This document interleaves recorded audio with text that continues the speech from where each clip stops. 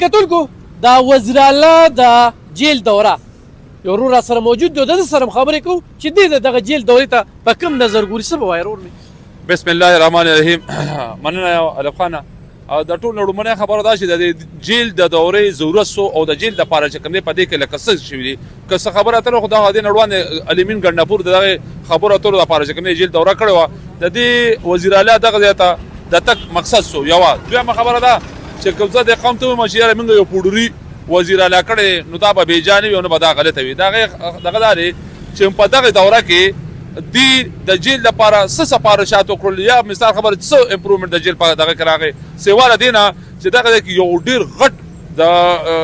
چرسو د پوډرو د افیمو د ایسو ډیلران چې د یو عبدالخالق پرې دی او د یو صدیق نوم دی دا چې کوم دی دا په دغه دوره کې خصوصي پروټوکول هغوی ته میلاو شو. او بیا اندروني خبره دا ده چې د دغه خلکو دپاره چې کوم دی وزیر اعلی صاحب په پیرول باندې د رهایه مطالبه هم کړې ده سیوا له دې نه چې دغه پوډریانو دپاره دغه منشیات بیرو شو د سفارش دپاره چې کوم وزیر اعلی صاحب دغه ته تللی د هغې غټ وجوهات دا دي چې د دغه خلکو په دې وزیر اعلی باندې غټ احسانات دي او هغه احسانات دا دي چې لکه په الیکشن کې په دې وزیر اعلی باندې ټول انویسټمنټ چې کوم دی دغه پوډریانو یا دغه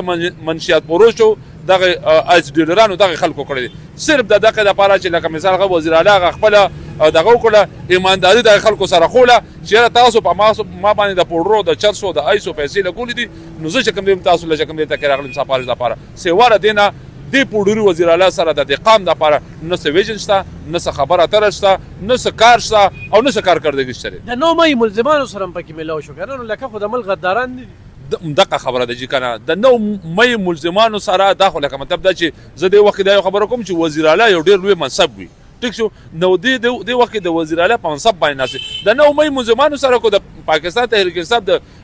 صوبې صدر وي یا د ضلع صدر وي یا مثال غوړ کابینې نور خلک هغوی ورسره ملاقاتونه کوي هغه په ځای وي خو لکه داسې یو ذمهدار شخصیت و چې هغه مثال هغه په دغه خلکو باندې د دې ملک د غدارۍ کیسونه دي چې د ملک سره هغوی غداري کړې ده د دې ملک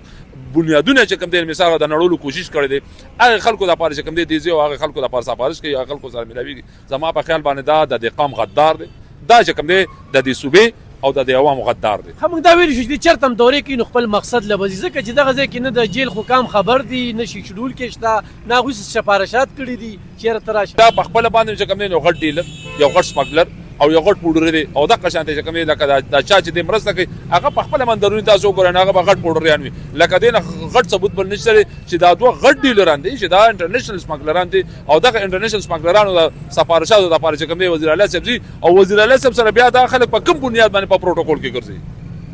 وزیر اعلی چې کوم دی د جیل ته دوره او بیا د ایسپروشو سره میلاوېدل دې ته څنګه ګورې؟ دې ته به څنګه ګورو دې لکه داسې نه دی چې دې د مرګتیایي کوي یا دغه کوي په کار چې هسپتال ته درغلي وي چې د هسپتال کې څه نشته ضرورت دی بسترې نشته نور څه نشته دوایانې نشته مریضان ته تکلیف دی چې کوم د ضرورت ځای دی هلته نه دي چې کوم ځای کې ضرورت نه دی هلته ځي چې کوم ځای کې پیدا راده پیدا شي زیات دا خلک یو بل وایي چې زیات زور زغط خلکو ته بیا چې جیل ته ځي او سمګلرانو سره صرف میلاویږي او بیا د هغوی دپاره د رخایې شفارس کوي د پیرول باندې نو دا خو ښکاره خبره ده چې بس د هغوی بیا ملګری دی ځانه ځي او دغه کوي بیا به د هغوی ملګري پوه او موږ هغه ورته ریکوست ادا کوو چې دا کوم عوامو ته د وړو تکلیف دی د هغه تکلیف دی او په 2600 2700 روپۍ ځای نه شم اخیستی په کیلوګانو اوړه راوړم او دغه د بي جې بن ما پسې راغلی تقریبا 60,000 نه یې خبره خاطرې ده تنخوا مې 25,000 روپۍ ده په هغې کې د کم ځای شی دغه کم او ټول هلته معذوره بچي پراته دي